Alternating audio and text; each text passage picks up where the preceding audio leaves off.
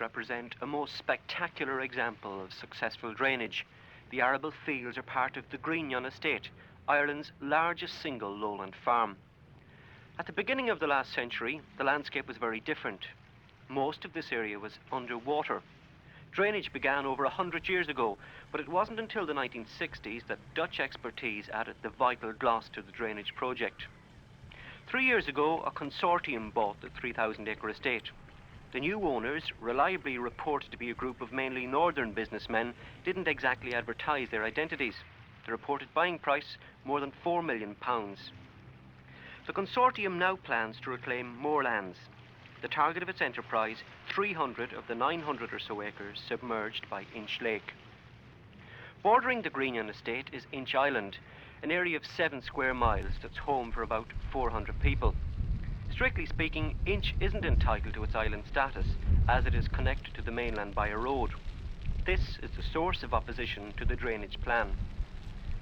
Some of the islanders have formed a committee, and their efforts to prevent drainage of the lake have attracted the support of ecologist Ray Sheppard. He is an active conservationist in Donegal. Numbers of birds that still use Inch are very important in the national context. We have Hooper and Buick swans and grey-lag geese, each of which are normally have normally more than 5% of the national population present at Inch. And there are a number of other species like golden eye, mute swan, white-fronted goose that approach that figure and sometimes pass it occasionally. So the numbers of birds that would be displaced by drainage activity here are of national significance. The lake is very important botanically as well. There are a number of quite scarce plants which are here in large numbers, and there are vegetation types which are represented that are of considerable importance, and most of these are in the part of the lake that it is proposed will be drained. The owners of Grianán Estate deny that their drainage plan will endanger plant and wildlife on the lake.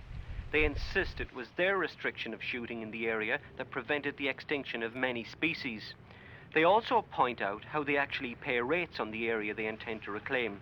Yet, opposition to them holds firm, as Charlie Morrison, chairman of the Action Committee, explains. Conflict situations. We understand the motives behind the scheme, and our attitude is that, in fact, any landowner has a perfect right to develop his land in any way he might see fit, except if it can be proven or shown that it wouldn't be in the public interest for them to do so. Now, we think that we can present a substantial case, in fact, to prove that in this instance it would certainly not be in the public interest for them to do this drainage scheme. The owners of Grianán Estate know that underneath this lake lies an asset worth £500,000 and more. The Inch Action Committee say this place, in its present state, is priceless. Despite what the picture suggests, these birds are swimming in very troubled waters.